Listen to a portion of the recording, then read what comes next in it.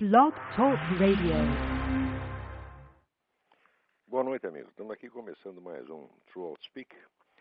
E a ideia hoje é dar um pouco mais de atenção aos e-mails e deixar as notícias para o fim, porque os e-mails têm sido prejudicados, né? O número deles já ultrapassa a nossa capacidade de resposta. E se a gente deixa para o fim, acabamos respondendo aos 2 ou 3 e fica uma multidão esperando.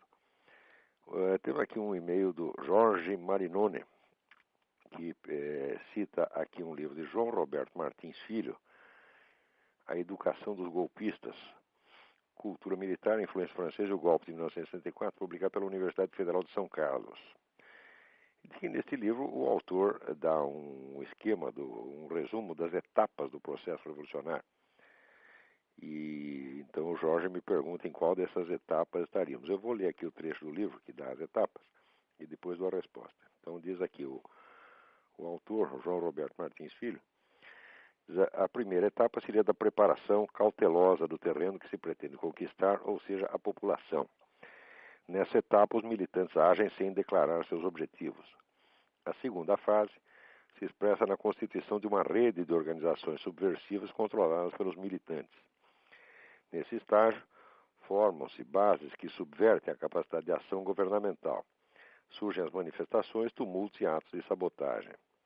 A terceira etapa marca-se pela constituição de grupos armados que iniciam ações de maior escala, destinadas a corroer os poderes constituídos. É a fase do terrorismo como principal método de ação. A penúltima etapa é a do estabelecimento de zonas liberadas ou bases de apoio, onde o exército regular não consegue mais entrar. O passo seguinte é a formação de um governo provisório que procura reconhecimento no exterior. Forma-se, então, um exército regular revolucionário. A quinta etapa é da conquista do poder numa ofensiva final. É fundamental notar que essas etapas se sucedem muitas vezes sem fronteiras nítidas, pois a fluidez é a principal característica da guerra revolucionária. Muito bem. Dentro dessa sucessão de etapas, é evidente que nós estamos na quarta etapa, que é o estabelecimento de zonas liberadas ou bases de apoio, onde o exército regular não consegue mais entrar. Isso aí nós já temos, evidentemente, essas áreas ocupadas pelo Comando Vermelho e PCC, e agora no Rio Grande, conforme eu mencionei no meu último artigo do Jornal do Brasil, a formação, vamos dizer, de uma zona liberada, entre aspas, ali na parte norte do Rio Grande do Sul, pelo MST.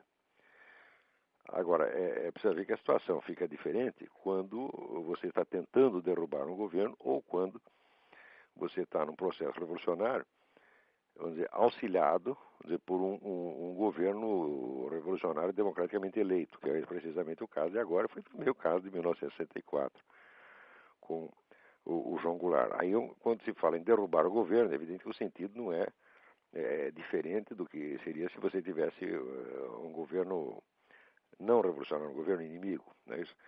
No caso, trata-se não de derrubar o governo federal, mas de derrubar a ordem constituída com a ajuda do governo federal, que é precisamente o que o João Goulart tentou fazer em 63, 64 e agora nós estamos vendo novamente.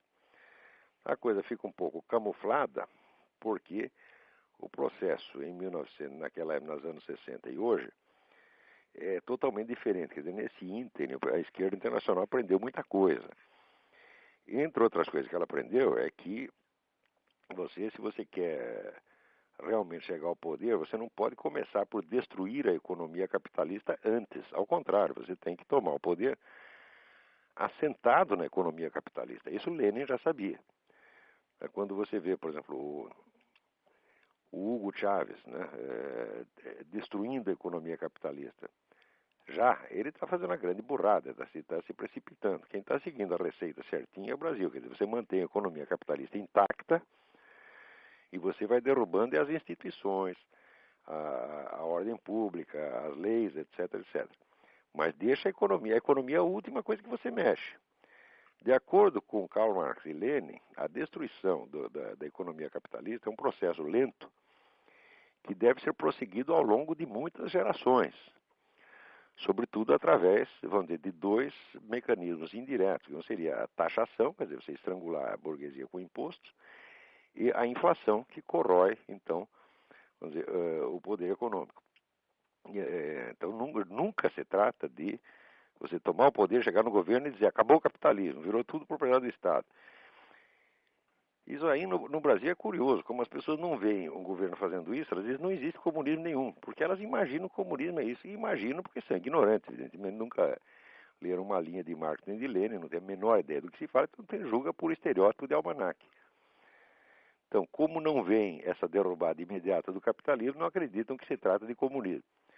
Mas o comunismo mesmo exige exatamente o contrário, exige a criação de um sistema de poder comunista, onde toda possibilidade de oposição é eliminada, ou eliminada à força, ou eliminada mediante ardis, como o PT vem fazendo há mais de 10 anos. E depois, enquanto isso, o processo capitalista continua funcionando, e depois é que você vai mexer na economia. A economia é a última coisa. Quer dizer, a economia capitalista, ela move o motor da revolução. Ela é a gasolina que move o motor da revolução. Se você estrangula o capitalismo, não tem mais revolução, não tem coisa nenhuma. Tem só uma crise e fica todo mundo descontente, vira uma anarquia geral e os comunistas acabam tendo que voltar para casa. Que foi mais ou menos o que fez aí o João Goulart. Esse pessoal do PT está sendo muito esperto, não é que está sendo muito esperto, está simplesmente seguindo a receita comunista à risca. Eles deixam a economia capitalista intacta, com a vantagem, que é, aliás, explorada também pelo próprio Lenin, de tranquilizar o investidor estrangeiro, né, na época da famosa NEP, Nova Política Econômica do Lenin. Os embaixadores de Lenin na Europa tratavam de amansar os investidores, dizendo que o novo governo russo não era comunista de maneira nenhuma, que eles tinham usado apenas o pretexto comunista para tomar o poder, mas que na verdade eram pessoas sensatas que iam continuar administrando o capitalismo de maneira racional. O que de fato eles estavam fazendo. Porque o que define o regime comunista não é a mudança econômica em primeiro lugar. O que define o regime comunista é a centralização do poder por meios diretos ou indiretos. Quer dizer, a instalação de uma ditadura primeiro informal e depois formal. E só quando essa ditadura está com todo o poder na mão é que daí começa a se mexer na economia. Agora, como o brasileiro só pensa em dinheiro, ele imagina o comunismo, vamos dizer, só pela estatização dos meios de produção. Imaginando que isso vem em primeiro lugar, quando na verdade vem em último. Espero que isso tenha respondido aí. Agora, quanto às etapas, sem dúvida estamos na quarta, quer dizer, estamos num ponto avançadíssimo da estratégia revolucionária. Muito bem. Vamos ver um outro aqui. Sou ouvinte Moisés Brás. Sou ouvinte assíduo do seu programa Tronspeak. Quero parabenizar pelo excelente trabalho de esculacho geral da desintelectualidade brasileira. Muito obrigado. Com relação à China, tenho sérias dúvidas quanto à oposição dos Estados Unidos ao regime. Tudo que é vendido aí no varejo é fabricado na China. O Brasil também está inundado de produtos chineses. É claro que as grandes empresas têm sérias vantagens de produzir lá, enquanto uma fábrica da Nike teria de pagar altos salários para funcionar nos Estados Unidos, na China eles produzem mais e à base de chibatadas ou salários de fome. Se a China fosse um regime aberto e democrático, obviamente teríamos sindicatos ou associações que jamais permitiriam esse tipo de trabalho escravo ou semi-remunerado. Como o regime é ditatorial, ou seja, trabalha ou morre de fome. Assim, o regime comunista é conveniente para as grandes empresas ocidentais, cujo gasto de mão de obra são quase inexistentes, e é conveniente para o alto escalão do regime, que aqui realmente lucra com a enxurrada de exportação. Você tem toda a razão, Moisés. É exatamente isso que está acontecendo. Porque, vamos dizer, essas empresas, às vezes, elas pensam somente nesse interesse imediato e não têm uma visão estratégica de longo prazo. Quer dizer, se for preciso destruir o país para ganhar um pouco de dinheiro agora, fazem isso. Agora, tem algumas que não é bem isso, não é só que elas estão lá por comercialismo. Não. Elas estão ligadas a um esquema de globalismo político, cuja ambição é criar um governo mundial, tá certo? E tem interesses estreitos com o próprio esquema governamental chinês. Quer dizer, estão mais próximos do governo chinês do que da nação americana. Tá certo? Então não se trata só de comercialismo, trata de uma estratégia de longo prazo, quer dizer, geralmente para derrubar os Estados Unidos. Tá certo? Então, esse negócio todo começou durante os anos 90, Começou, sobretudo, no governo Clinton, né? Esta enxurrada de investimentos para a China. E o pretexto que então foi espalhado entre os empresários é que você investir na China era, na verdade, fazer um benefício à democracia. Por quê? Porque a liberalização da economia traria necessariamente consigo a liberalização do regime político. É evidentemente uma balela. Mas tem muita gente que acredita nisso. No Brasil, olha, dificilmente eu encontrei algum adepto do liberalismo que não acreditasse nessa estupidez. Estupidez foi concebida pelos próprios comunistas para enganá-los, e os idiotas caem. E são justamente esses idiotas que caem os que se imaginam os mais espertos. Porque no Brasil, o sujeito ser esperto e maduro e equilibrado significa ele só pensar em dinheiro. O sujeito só pensa em dinheiro, então ele pensa que ele é um homem realista, né, que sabe das coisas e que qualquer outra consideração são apenas temores adolescentes. Na verdade, é exatamente o contrário.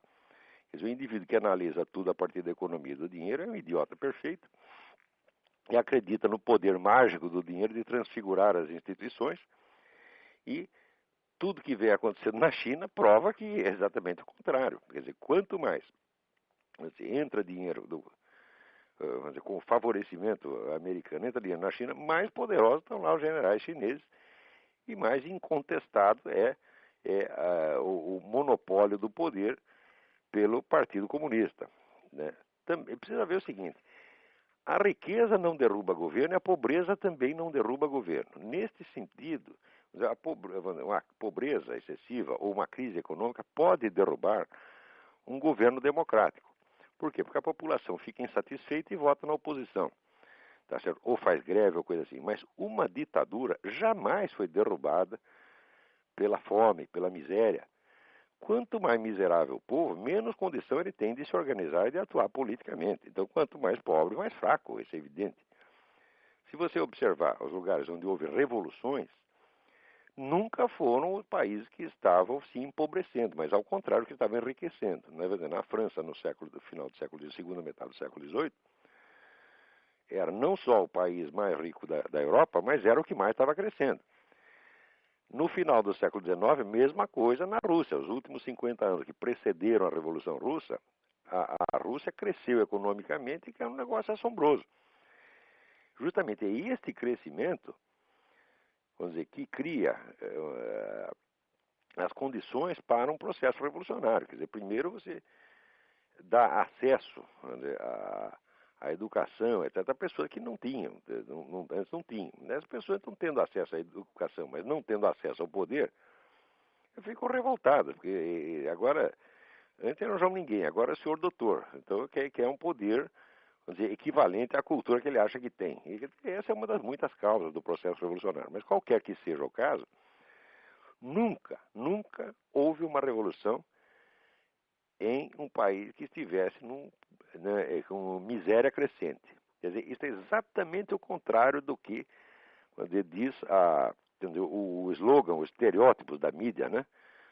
Se continuar nessa miséria e tal, vai ficar uma situação explosiva. Eu digo, miséria jamais é explosiva. Se você está miserável, o que ele faz? Ele mora de fome, ele definha, ele não dá palpite, ele é um coitado. Então, a miséria favorece as ditaduras. Você vê, o Mao Tse Tung, quando ele inventou aquele negócio do grande salto para frente, que morreu de fome, só nesse projeto morreu de fome 10 milhões de pessoas, numa tacada, nunca o poder dele teve tão alto.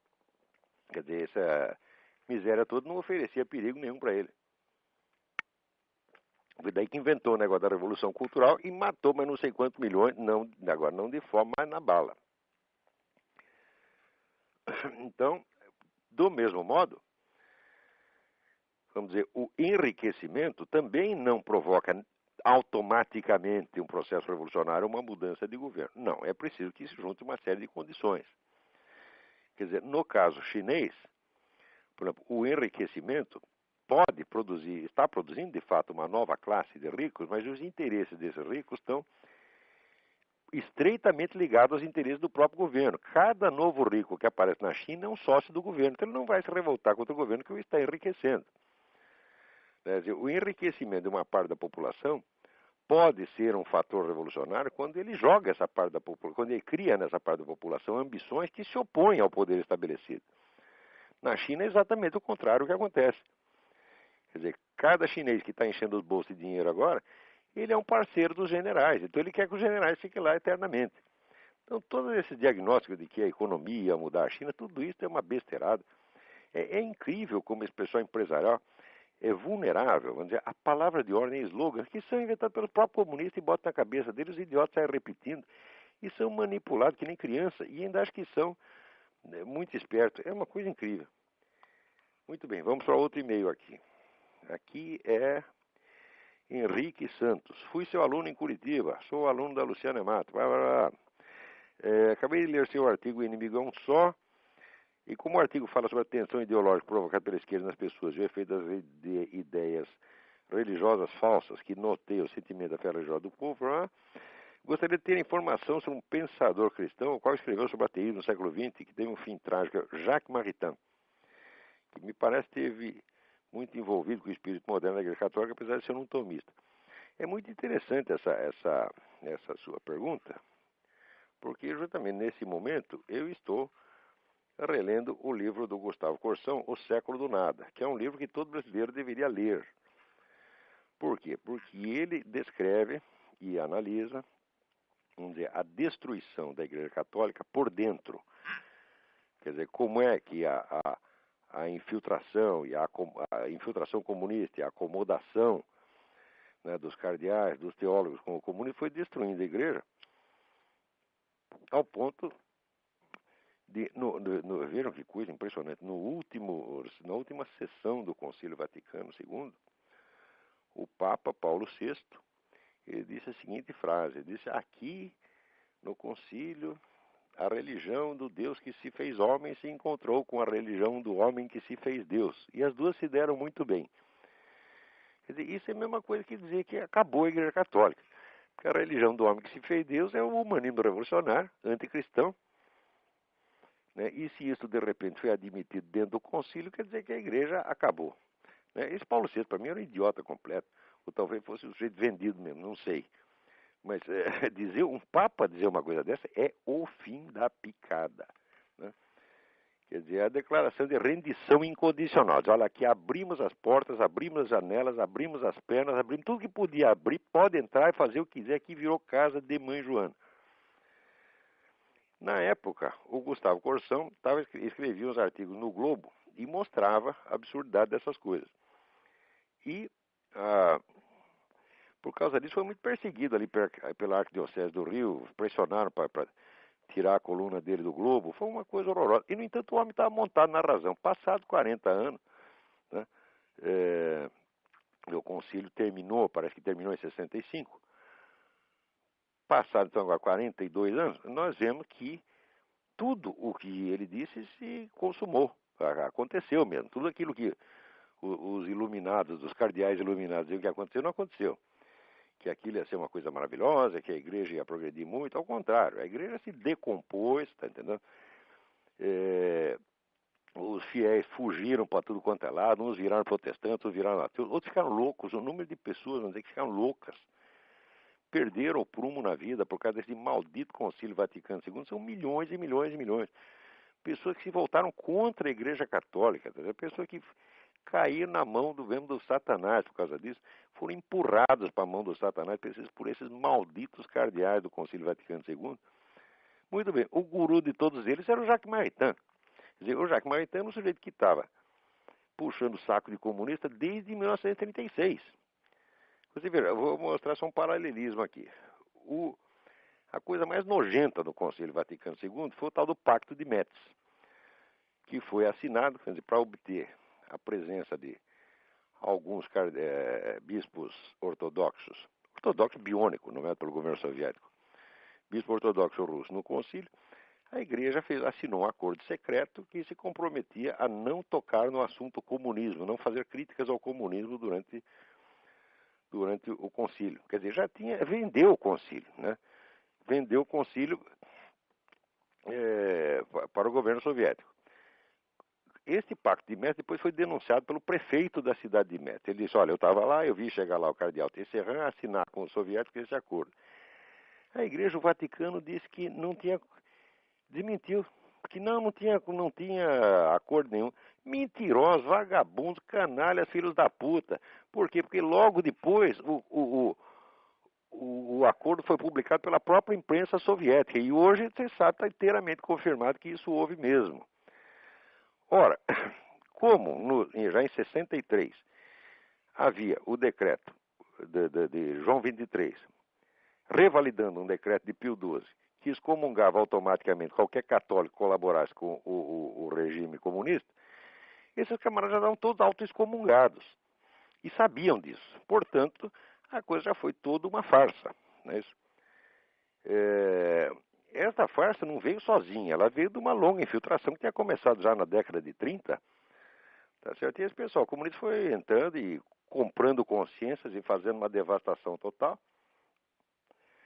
Até que no fim, vamos dizer, o próprio Papa Paulo VI teve que ser cúmplice desta porcaria. E note bem, o Gustavo Corsão, toda a formação intelectual dele foi dirigida, de certo modo, pelo Jacques Maritain, pelos livros de filosofia do Jacques Maritain.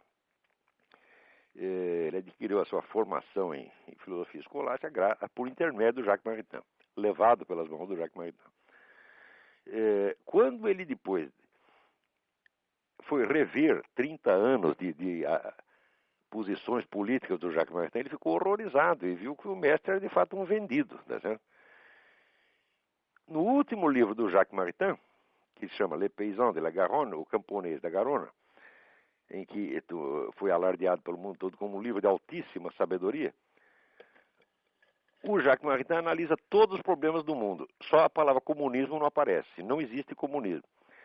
O concílio seguiu a mesma coisa. Você pode ler as atas do comunismo e ver que o comunismo analisa todos os males do mundo. Só o comunismo que havia matado 100 milhões de pessoas, não. Quer dizer, fica um detalhe de somenos na história. É claro que essa papelada toda não vale nada. Essa papelada toda, tudo isso é papel pintado. Isso é uma fraude do começo até o fim e tem que ser denunciado. Não é por você respeitar a figura do seu bispo, arcebispo, cardeal, tem que chamar de eminência, que você deve deixar de dizer a verdade. Ao contrário, tem que dizer a verdade. Não por ódio a essas pessoas, mas até por amor a elas. Dizer, olha aqui, menino, você se vendeu, você vai para o inferno, você como é que diz? Você fez acordo com Satanás e eu não vou usar meias palavras para falar de você, não seja você quem for, você está entendendo? Quer dizer, e nessa altura, xingar esses camaradas é uma atitude de caridade para com eles, para fazê-los sentir a gravidade do que eles estão fazendo. Agora, se você começa a falar de maneira muito educadinha e pó de arroz, tá certo? Eles se sentem protegidos, tá certo? E dentro vamos dizer, as regras de polidez são uma coisa feita para proteger o ser humano. Você não deve conceder essa proteção à pessoa que a está usando para ludibriar os outros e ludibriar a si mesma. Você está entendendo? Então, eu acho que você pegar um camarada desse, quer dizer, um prelado desse que colaborou para isso, chamar o cara de canalha, filho da puta, você está sendo muito bondoso para ele.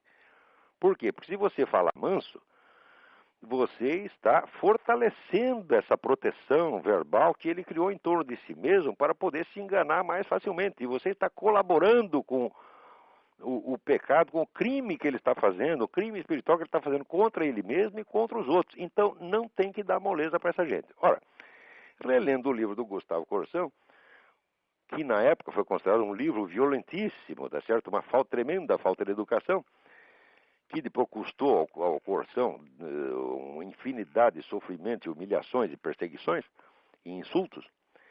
O que me espanta é exatamente a extrema educação, a polidez com que ele fala desses camaradas. Ele usa pelo menos 50 páginas pedindo desculpa porque vai falar mal do Jacques Maritain. Tá certo? Ora, nesse ponto ele estava até enganado, equivocado intelectualmente, porque ele considera o Jacques Maritain um grande filósofo. O Jacques Maritain não é um grande filósofo sob aspecto nenhum. Ele não tem uma obra filosófica que importe. Ali dentro do movimento escolástico, que foi um movimento inaugurado por Leão XIII, cuja orientação básica do Leão XIII era que a igreja deveria se ater mais ou menos sempre que possível aos ensinos, mais de perto possível aos ensinamentos de Santo Tomás de Aquino. Com esta indicação, Leão XIII renovou o interesse pelos estudos escolásticos e criou o chamado movimento neoescolástico. Nesse movimento neoescolástico, os grandes cérebros que tinha lá dentro eram, para o meu gosto, o mais desconhecido de todos, que se chama André Marx. André Marx escreveu 4 livros importantíssimos, quais o primeiro chama Psicologia Reflexiva. Para mim, é o ápice da filosofia neoescolástica, André Marx. Mas, justamente pela sua altíssima qualidade, ficou conhecido só dos estudiosos, não teve a repercussão pública. Os outros grandes do movimento foram o Garrigou-Lagrange, que foi o guru do Jacques Maritain, que o Jacques Maritain depois, pelo menos na parte política, renegou, né, dizendo, não, o Garrigou-Lagrange é da direita. E, vamos dizer, para ele, essa era a crítica devastadora. Diz que o negro de direita acabou, não precisa dizer mais nada, né? Agora, o Jacques Maritain, perto do Garrigou-Lagrange como filósofo, era um mico, não era mais nada. E também outros nomes aqui, grande porte, Joseph Marechal, com o livro O Ponto de Partida da Metafísica, um dos grandes livros de filosofia do século XX, e vamos dizer, o melhor expositor de Santo Tomás de Aquino não é um filósofo original, mas é um expositor excelente de primeira ordem do Santo Tomás de Aquino, que é o Antonin Saint-Ange, né, autor de um livro que, vamos dizer, para mim foi um livro decisivo na vida, que é o livro La Vie Intellectuelle, A Vida Intelectual, que foi realmente o livro que me inspirou a começar a dar cursos, né? E, muito bem, comparado com esses camaradas, o Jacques Maritain é nada. O Jacques Maritain se tornou importante politicamente. Por quê? Porque ele estava sempre ligado nos movimentos políticos, participou das polêmicas públicas mais importantes da época e depois porque era amigo pessoal do Paulo VI. Tá certo? Quer dizer, isso aí como referencial filosófico é nada. Então eu acho um pouco deplorável, lendo este livro do Gustavo Corsão com tanto recuo, né?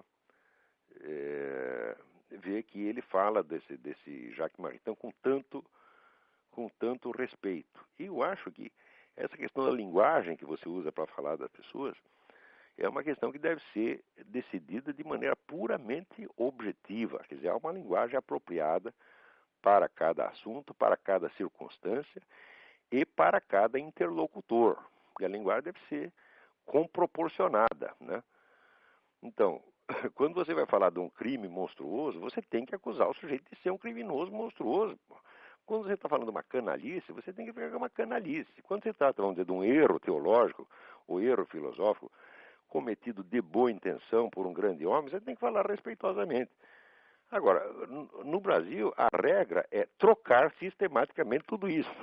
Quer dizer, você tem que falar com respeito de qualquer vagabundo que apareça dizendo uma mentira sórdida, entendeu? Sobre sobre o assunto que ele desconhece completamente. Você tem que tratar o negro com a maior educação como se ele fosse o senhor doutor. Dizer, olha, eu posso discutir, eu acho que nem Jacques Maritain merece um tratamento polido, tá certo? Porque Jacques Maritain era mentiroso consciente. Jacques Maritain era canalha, mentiroso, vendido. Era isso que o sujeito era. Tá certo? E filosoficamente era uma medíocre. Tá certo? Comparado, não medíocre em si mesmo. Quer dizer, comparado com a intelectualidade brasileira, devia ser um gênio, mas comparado com os outros colegas da mesma escola, comparado com Joseph Marechal, com o seu mestre Garrigou-Lagrange, era um nada. Tá certo? Agora, no Brasil, ele teve um impacto muito grande. Esse pessoal do Centro Dom Vital, todo mundo lia Jacques Maritain e badalava o sujeito. Foi um engano, deram a importância que não tem. No Brasil vive chegando guru estrangeiro que todo mundo entroniza e cultua como se fosse um gigante, né? Mas o brasileiro não tem senso das proporções, não tem nem conhecimento para isso. Então, para um sujeito que vinha, como o Gustavo Corsão, vinha de uma escola de engenharia, não tinha formação filosófica, né? Ele encontra um Jacques Maritain, ele pensa que ele encontrou Leibniz ou Aristóteles, entendeu? E depois, 50 anos depois, quando descobre que o nego é um vendido, que traiu a própria igreja, o Gustavo Corsão não ficou indignado, ele ficou passado. O livro que é um dos livros mais tristes que eu li, porque você parece que sente as lágrimas em cada página. Que sofrimento horrível, né, do fiel, sincero que vê o seu mestre, né, querido, traindo, né, a igreja a qual a própria leitura dos livros do Jacques Maritain o havia levado lá. Visto com a distância do tempo, o Gustavo Corsão tinha infinitamente mais razão do que ele mesmo imaginava. Quem falou mal dele na época foi um bando de canalhas que não merece nem mesmo ser mencionado. Eu me lembro que tinha um camarada da Globo, um diretor da Globo, que uma vez disse, não, nós queríamos suspender a coluna do Gustavo Corsão, não por causa do conteúdo, mas porque ele estava muito chato. Eu digo, escuta, peraí, você não pode querer que o homem que está escrevendo sobre a maior tragédia da história do Ocidente, que foi a autodestruição da igreja, e que é a igreja dele mesmo, da qual ele é o fiel, escreva isso de maneira divertida. Quer dizer, essa coisa brasileira da inversão de valores. Isso quer dizer que a obrigação da polidez e de ser interessante, de ser divertido, de ser digestivo, quer dizer, está acima do dever de fidelidade à própria natureza do assunto. Quer dizer, isto é de uma futilidade, de uma leviandade a toda a prova. Quer dizer, como é que você vai exigir que o homem seja interessante, seja divertido escrevendo uma coisa dessa? Ah, meu Deus do céu. Né? Só mesmo. Olha, eu vou até dizer quem era esse sujeito. Bom, não vou dizer não, deixa pra lá. Era um diretor da Globo. Mas, pô, asseguro, era um filho da puta. Né? Porque não há mais como tratar essas pessoas. Tem gente aqui que fica chocado porque eu xingo esse cara. Olha, tem certas pessoas onde é que xingá-las é até uma coisa de caridade, porque às vezes o nego vem com uma ideia, até apareceu um camarada dele dizendo assim, o Mário Ferreira dos Santos não era filósofo, era apenas um estudioso da filosofia alheia. O sujeito diz isso e quer uma resposta. A resposta é essa, vai tomar no cu. Você tá? Que outra resposta eu posso dar? Quer dizer, eu estou falando com uma pessoa que não é que ele não seja capaz de entender a filosofia do Mário, não é capaz de ler um livro do Mário. Tá certo? E dá um palpite desse. Daí aparece outro, mais idiota ainda, lembrando uma declaração do professor Miguel Reale, mais ou menos no mesmo sentido. O Mário era um estudioso de filosofia, mas sem uma obra original. Bom, acontece o seguinte, essa opinião do Dr. Miguel, que eu conheço bem, eu era amigo do Dr. Miguel, porra. Essa opinião remonta, tá certo? Ao começo ali da década de 50, quando o Mário havia publicado o livro dele que ficou mais famoso na época, que era O Homem que Nasceu Póstumo, que era um livro sobre Nietzsche. Então ele fez uma certa fama de estudioso de Nietzsche e publicou mais 2 ou 3 livros de polêmica filosófica, mais literários do que filosóficos, na verdade, e pronto, acabou. Bom, acontece que depois o Mário um dia estava dando uma conferência e de repente ele parou a conferência e disse, turma, acabou a aula, vocês me desculpem, eu tive uma ideia, tenho que ir para casa escrever. E ele foi e escreveu, ficou 16 anos escrevendo, escreveu os 56 volumes do que ele chamou Enciclopédia das Ciências Filosóficas. O Dr. Miguel Reale não leu uma linha dessa Enciclopédia das Ciências Filosóficas, ele conhece o Mário da fase anterior. Pouquíssima gente leu a Enciclopédia das Ciências Filosóficas. E, mais ainda, vamos dizer, quando leu, não chegou a ler dizer, as obras, que era o Coroamento, que era a série final de 10 volumes, que começa dizer, com a sabedoria dos princípios, depois a sabedoria da unidade, a sabedoria do ser do nada, a sabedoria das leis eternas, que é dizer, a obra magna do homem e um dos cumes do pensamento universal. Ninguém leu isso, quer dizer, o Dr. Miguel Reale tinha o direito de estar enganado a respeito do cara, porque ele o conheceu numa fase anterior, mas hoje em dia, depois de tudo que eu informei sobre a Enciclopédia das Ciências Filosóficas, sobretudo a parte inédita, depois de tudo que eu contei, ainda apareceu um nego dizendo uma coisa dessa, só pode ser mesmo um total incapaz. Um sujeito disse, eu não vou discutir, porque se eu for discutir, eu vou ter que humilhar o nego demais, você tá entendendo? Eu tenho que pisar no cara, transformar em bosta, tá entendendo? Então, para não fazer isso com o cara, eu já mando a merda logo, tá entendendo? Eu digo, olha, vai pra casa, moleque, vai chupar prego, não me enche o saco, tá entendendo? Quer dizer, eu posso discutir com gente grande, com gente que tenha alguma retaguarda para discutir, ou pelo menos, se não tem capacidade intelectual, que tenha uma posição pública, que pelo menos seja rico e famoso, poderoso. Agora, um merda, fracassado, coitado, tá entendendo? Então, um subnitrato pó de bosta vem abrir a boca. Eu não sei nem como consegue falar uma coisa dessa, porra. Eu não posso responder porque seria humilhante demais pro cara. Então, olha, vou te dar um conselho, assim, conselho de pai, vai a merda. Né? Muito bem, vamos a outro e-mail aqui.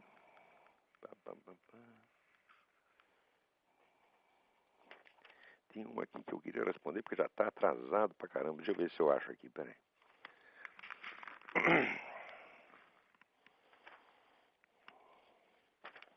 Um momentinho, vocês têm um pouco de paciência, porque eu tenho que achar de qualquer jeito.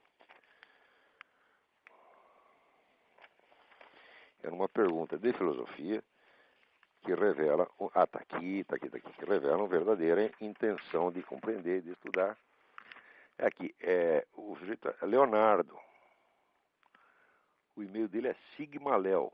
Então, muito bem. Lendo a obra Verdade e Conhecimento de Tomás de Aquino, tradução, introdução e nota de Luiz Jean Laurent de Mário Proviero, blá, blá, deparando com um texto que ele tem uma dificuldade de entender. O texto é o seguinte: o sentido só conhece por meio dos órgãos corpóreos e não é por impossível que o órgão corpóreo seja mediador da potência sensitiva com ele mesmo. Mas as potências não sensíveis. Bom, minha dúvida está em saber o que quer dizer que as potências não sensíveis de modo algum retornam sobre si mesmas. Muito bem. É claro que entendi que somente a substância intelectual retorna à própria essência como um retorno completo, principalmente as que conceberam a reflexão. Bom, o que Santo Tomás de Aquino está dizendo, em última análise, é que as potências sensíveis elas não se captam a si mesmas, tá certo? Do mesmo modo que captam o seu objeto. Quer dizer, o olho não pode perceber o olhar tal como ele percebe, né, os estímulos visivos, né?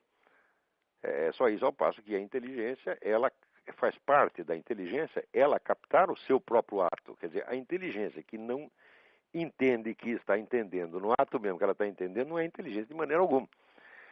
A inteligência não pode funcionar inconscientemente, está entendendo? Ela, vamos dizer, a consciência não pode funcionar inconscientemente. Então, é disso aqui que se trata. Bom, vamos lá.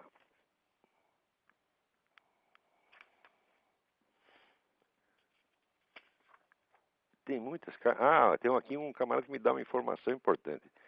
E me lembra que no meu artigo O Inimigo é um Só, eu errei ao atribuir o filme A Religiosa ao Jean-Luc Godard. Na verdade, o filme é do Jacques Rivette, produzido em 1966. É exatamente, Paulo Mello.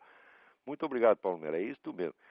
Quer dizer, o Jean-Luc Godard já tem um currículo de besteira suficiente, eu não precisava ter acrescentado mais esse, né?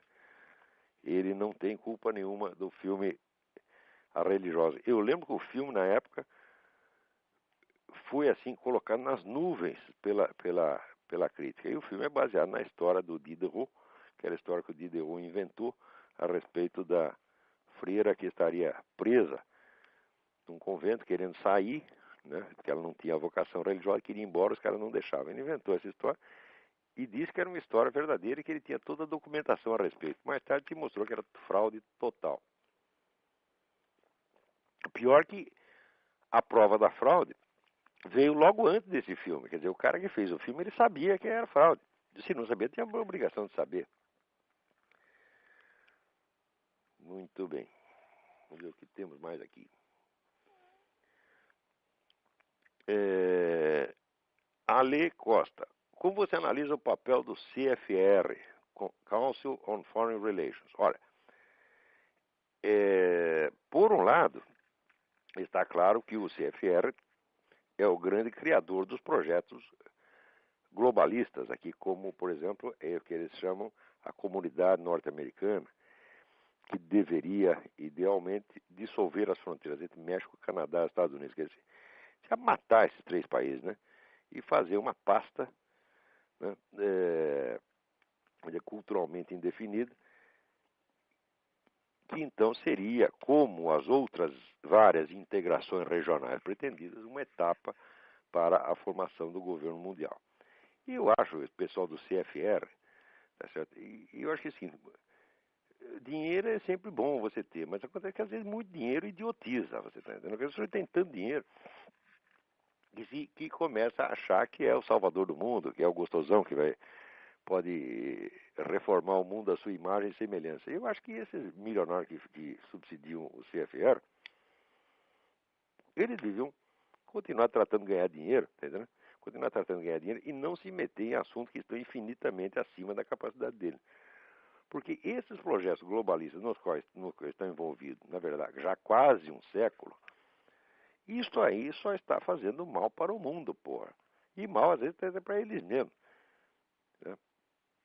Então, eu acho, ó, revolucionário, se você diz revolucionário, já é uma imbecilidade. Agora, revolucionário milionário, sai de baixo, tá entendendo?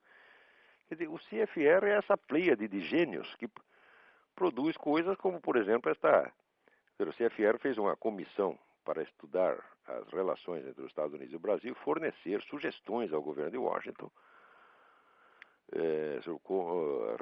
sobre as relações com o Brasil. Nomeou chefe desta coisa o Kenneth Maxwell, historiador. E a primeira coisa que o Kenneth Maxwell fez foi fazer um discurso dizendo que não existe o Foro de São Paulo. Quer dizer, quem precisa de um conselho de merda como esse? Era melhor ter ficado quieto. Né? Mas o nego, quando tem dinheiro no bolso, ele acha que é sábio também. Quer dizer, ele vê a conta bancária dele, ele imagina que é QI. Né? E acha que pode resolver todos os problemas.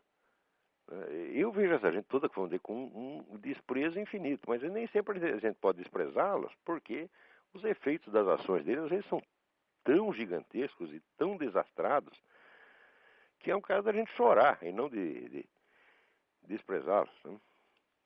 Agora, o que não quer dizer que todo o material publicado pelo CFR seja besteira. Ao contrário, a revista Foreign Relations, que é a revista deles, sai muita coisa interessante também. Por quê? Porque eles pagam uma multidão de estudiosos, tá certo? Para fornecer subsídios para eles. E no meio ali tem uma coisa. Tem sempre alguma coisa que preste. Muito bem, vamos outro aqui. Natasha Schmidt, sou presidente do centro. Não, Natasha Schmidt, exatamente. Sou presidente do Centro Acadêmico Hugo Simas, entidade representativa dos estudantes da Faculdade de Direito da Universidade Federal do Paraná. E pergunto se há alguma possibilidade do senhor vir ao Brasil para proferir uma palestra no Salão Nobre da nossa faculdade, que fica em Curitiba, Paraná.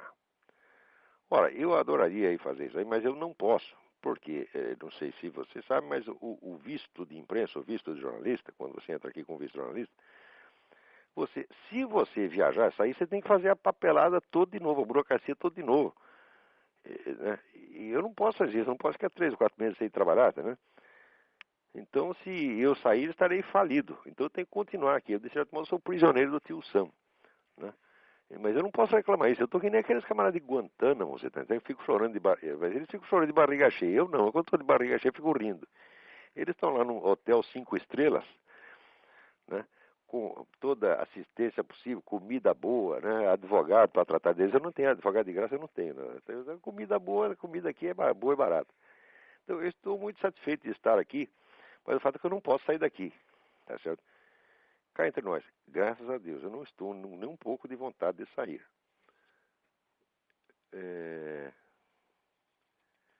Vamos ver aqui.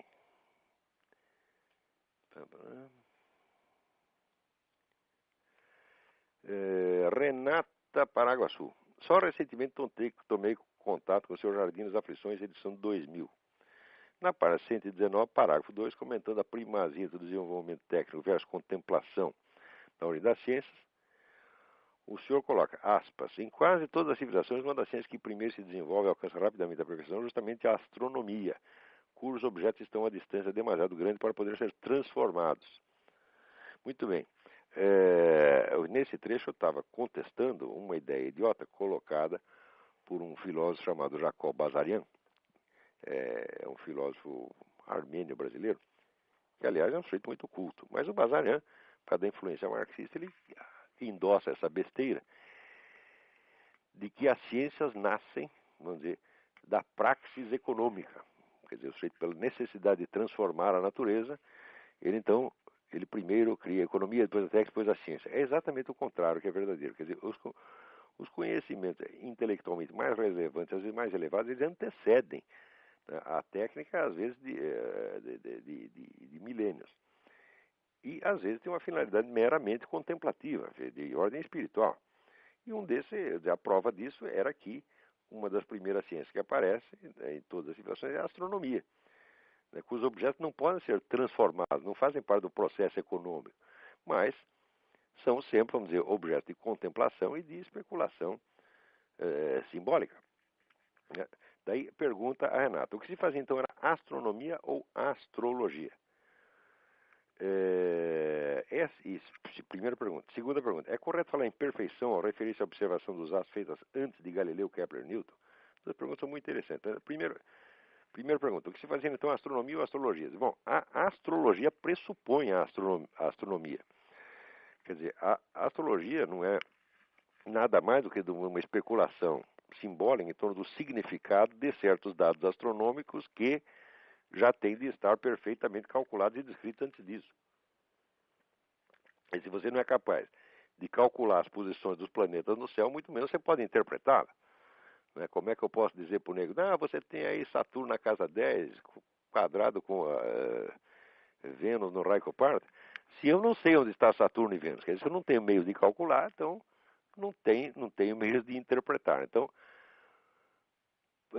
por isso que até durante a Idade Média, essas duas coisas, astronomia e astrologia, as duas se chamavam astrologia, uma se chamava astrologia esférica, por seu cálculo, o cálculo descritivo da esfera celeste, e a outra chamada astrologia judiciária, porque é pronunciar um julgamento do destino do sujeito, certo ou errado, o julgamento, mas com base naquela posição. Então, o que se fazia era, primeiro, astronomia. Claro, sem astronomia não existe astrologia. E a segunda, é correto falar em perfeição ao referir-se a essa observação dos astros feitas de Galileu, Kepler e Newton? Perfeitamente. Quer dizer, as descrições alcançadas por civilizações antigas, né, eram tão perfeitas, mas tão perfeitas, que até hoje você usa aí o sistema ptolemaico para todas as viagens marítimas e aéreas. Tá certo? Não tem outra. Né? Quer dizer, o que se fez depois de Galileu foi simplesmente sugerir uma mudança do ponto de vista desde o qual se fazia a descrição, adotando então, vamos dizer, o Sol como referência e não a Terra, o que, se você quer saber, não faz, na verdade, a mais mínima diferença, porque qualquer ponto do universo pode ser tomado como centro descritivo. Tá certo? Veja, uma coisa é você dizer que o Sol é o sistema do sistema solar, que de fato ele é o centro do sistema solar. Mas Galileu acreditava que fosse o centro do universo, certo? O que é um erro monumental. Né? E até hoje o pessoal critica a turma da Inquisição porque achou que Galileu estava errado, mas ele estava errado mesmo. Quando você lê o relatório escrito pelo sujeito que examinou o livro do Galileu, que foi São Roberto Bellarmino, São Roberto Bellarmino é um cientista quase tão bom quanto Galileu. E nesse ponto ele está montado na razão. Diz, olha, esse cidadão aqui vem nos propor que o Sol está no centro do universo. Não dá para fazer, não dá para saber uma coisa dessa. Então, uma coisa é você sugerir uma nova descrição tomando o Sol como centro. Outra coisa é dizer que ele é o centro do universo. Quer dizer, hoje sabemos que esta afirmação de Galileu que o Sol é o centro do universo é um absurdo total. Nem a Terra é o centro do universo, nem o Sol, tá certo? Agora, a Terra tem esse privilégio de que nós estamos nela, então ela é o natural centro de observação para o ser humano. Vamos dizer, todo e qualquer outro centro que você tome como referência é um negócio meramente hipotético, mas o fato é que nós estamos aqui, e o universo tal como nós o conhecemos, ele para nós funciona desde esse centro. Então, vamos dizer, a descrição que tomava a descrição geocêntrica, ela não só estava certa matematicamente ao ponto de poder ser usada até hoje, né, em toda para o cálculo de viagens marítimas e aéreas, mas ela é, vamos dizer, existencialmente adequada, tá certo? Ela só, vamos dizer, ela estava, o erro dela era, se você pensar bem, um erro mínimo. Não, o erro estava apenas na relação da Terra com o Sol. Mas no conjunto funcionava. E Galileu, então, vamos dizer, ele corrigiu um erro pequeno à custa de cometer erros enormes, né? Vamos ver se tem mais alguma coisa aqui. Tá, bom, então, tem alguém aí esperando para falar. Vamos ver aí. Alô? Alô, Quem está na linha? Alfredo, tudo bom, Lavon? Tudo bem, Alfredo? Tudo bom. Eu estou aqui em Connecticut, perto de você, Opa! aqui nos Estados Unidos.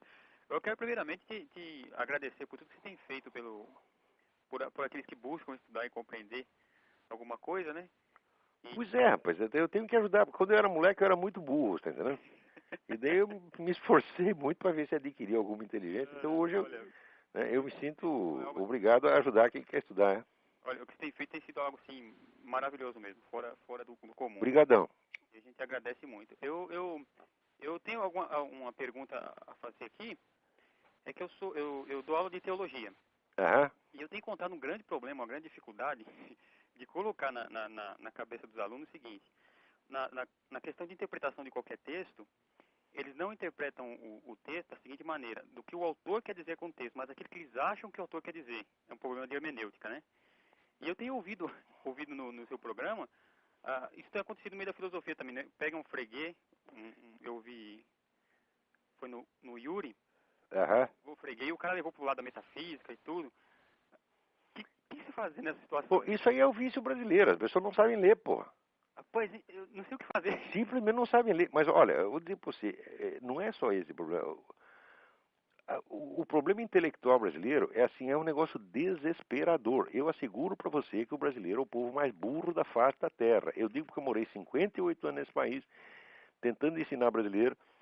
E depois você vê o que acontece em outros países. Veja, eu viajei muito e morei na Romênia, agora estou morando aqui. Quer dizer, eu conheço outros povos, né? Uhum. E eu vejo que essa coisa não acontece. Eu digo, em primeiro lugar, nos outros povos, eles querem saber, eles querem ter o conhecimento. O brasileiro não quer. Ele tem horror do conhecimento. Ele gosta de dar palpite, mas ele não quer adquirir conhecimento. Ele, primeiro, ele acredita que o conhecimento existe. Ele acha que é tudo uma questão de opiniões. Quer dizer, o Brasil não chegou ainda ao estágio de civilização no qual você possa falar que existe conhecimento.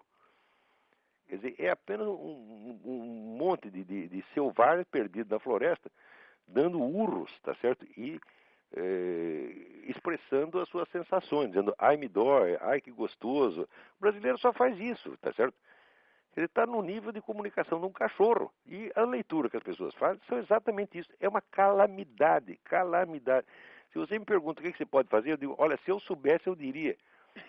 Mas eu fico desesperado com essa coisa, porque é uma quantidade de burrice que as pessoas não imaginam. Né? E o pior é que julgam os outros povos, né, de cima, falam assim, não, o americano é burro, estou pensando, burro. Ai, meu Deus do céu, é uma coisa desesperadora. É difícil, Porque né? são pessoas que, não, primeiro, não leem livros. Não leio. Olha, uma vez eu disse, num curso de pós-graduação, veja você, todo mundo ali já é senhor doutor, tá vendo? Eu disse, olha, um estudioso de qualquer área, ele tem que ler pelo menos 85 livros por ano, só para ele se manter atualizado com a área dele. Uhum. As pessoas ficaram horrorizadas. 85? Ai, que crueldade! Eles ficaram assim aterrorizados de ter que ler 85 livros. Né? E, no entanto, eles querem ter os privilégios de pessoas de estudo, os privilégios de intelectuais, de eruditos, e até querem que o governo pague para eles. Quer dizer, os vagabundos não querem estudar, não gostam de estudar, não querem conhecimento, querem só dar palpite, só pensam em dinheiro. O brasileiro é um povo dinheirista. É verdade. O brasileiro só estuda em função do diploma que ele acha que vai dar um empreguinho para ele, tá entendendo? E se der para ter o diploma sem estudo, é o ideal brasileiro. Quer dizer, é horrível isso. E está ficando cada vez pior. Vamos ter, até na década de 50, 40, 50, nós, sobretudo com a chegada de imigrantes, chegou um monte de imigrante, alemão, judeu, russo, japonês, tá? Começaram a civilizar o país, tá entendendo? Né? Então a gente via, por exemplo, aquela molecada, eu fui criado no bairro japonês em São Paulo, a gente via japonesada como se esforçava, rapaz, era uma coisa, assim, é bonito de ver, tá, né? Todo mundo falava mal deles porque eles estudavam. Dizem que são burros, né? Que são... Não tinha a expressão cu de ferro. É assim mesmo. Quer dizer, uma expressão Verdade. pejorativa, quer dizer, para o ignorante falar do sujeito estudioso. Mas é só no Brasil que isso acontece? Aqui o pessoal faz gozação do cara que não estuda. Agora no Brasil é de quem estuda. Esse país é errado mesmo. Isso aí tem que ser presidido pelo Lula, tem que ir pro Foro de São Paulo, tem que chamar o Hugo Chávez para mandar essa porra, né? Porque merece, entendeu? É um povo presunçoso, burro, metido, tá entendendo?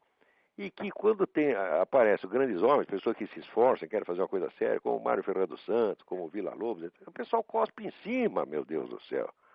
Então merece. O Né? Mário Ferreira, ninguém fala dele no Brasil. O Mário Ferreira, o problema é o seguinte, o problema é que mesmo o pessoal filosófico que estudava, via aquele gigante, sentia uma inveja, mas uma inveja sem fim. Sabe aquela inveja que mata, que o sujeito se sente um rato no esgoto, tá entendendo? Então o que ele tem que fazer? Tem que sumir com o Mário Ferreira, ele não aguenta. Né? O Mário Ferreira foi um dos grandes filósofos do século XX, talvez o maior deles. Para perceber isso, você tem que ler a obra como um todo. Tá certo? Tem que pelo menos ser capaz de ler os livros principais. Eu gostaria até de colocar isso, porque o problema que enfrenta é o seguinte, às vezes a pessoa pega uma frase ou um livro ou... E já sai dando palpite.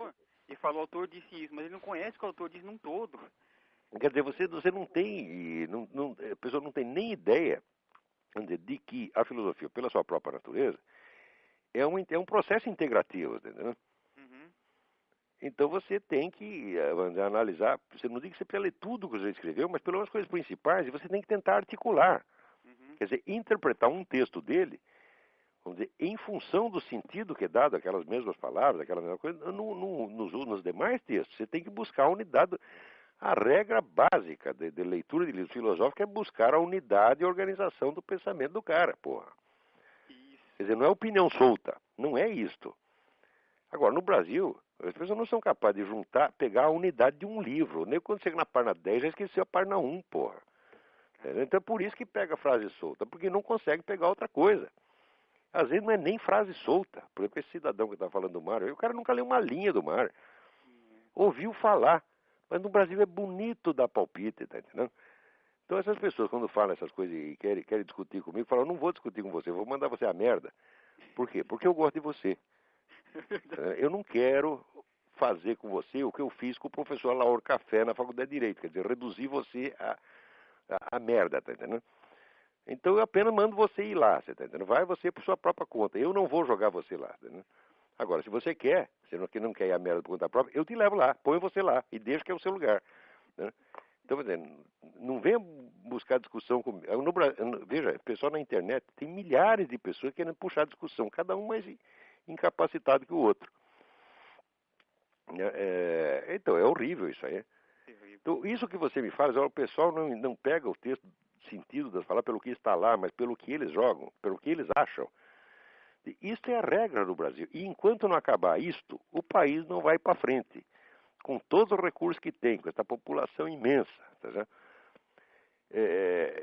vamos dizer, é o famoso país do futuro, que é o país do futuro e continuará sendo sempre. E nunca podemos esquecer que o sujeito que escreveu Brasil, o país do futuro, logo em seguida estourou os miolos.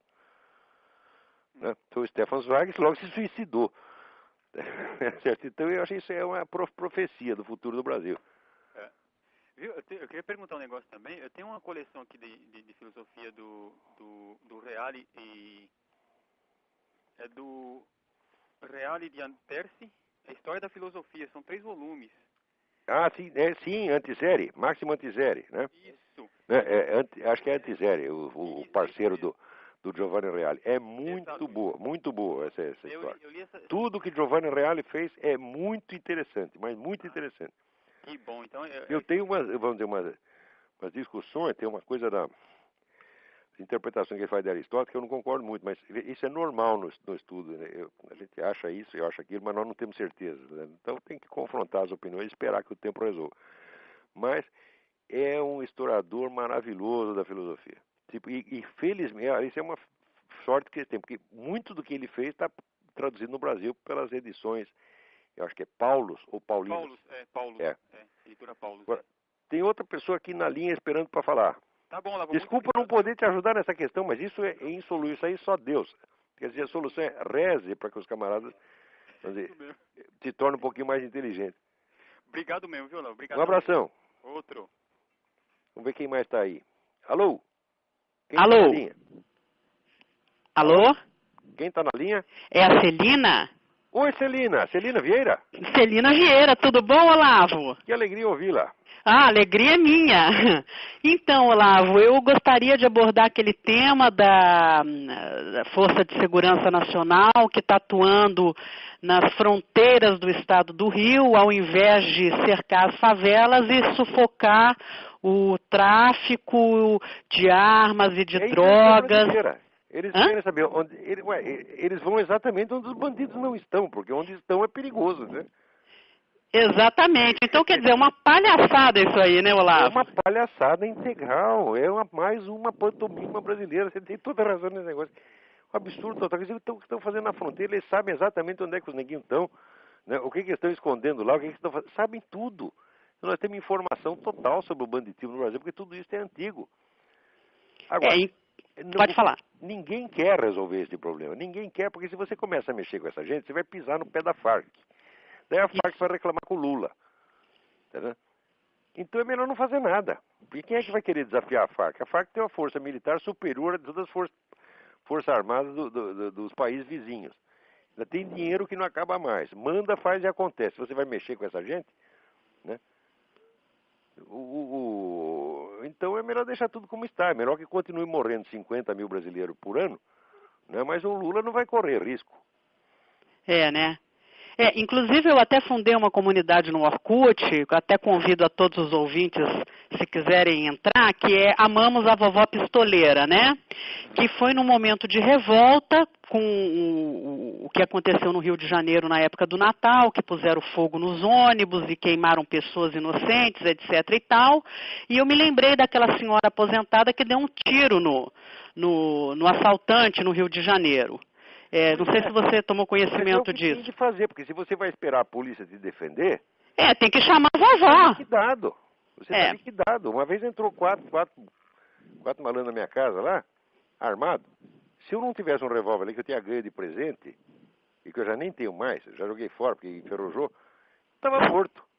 Uhum. Agora, daí depois chamou a polícia levou apenas 1h30 para aparecer. Ora, que brincadeira. Tem um amigo meu em São Paulo que foi assaltado por 2 travecos armados. Ali acho que no Morumbi, né? Os 2 armados, ele estava armado, passou fogo, fez muito bem. É o que tem que fazer. Agora vai esperar a polícia no dia seguinte. E depois de falecido, você não pode chamar a polícia nenhuma, né? Exatamente. Então é isso aí, Olavo. Obrigada. Muito bem. Sucesso. Um beijo. Esse seu site lá. O da Vovó Pistoleira? Isso. Amamos a Vovó Pistoleira. Parabéns à Vovó Pistoleira. Tá lá no Orkut. Viva a vovó, chama a vovó. Tá bom, eu vou ter que encerrar o programa agora, acabou o nosso tempo. Muito obrigado a todos e até a semana que vem. Tchau, tchau. Até, tchau.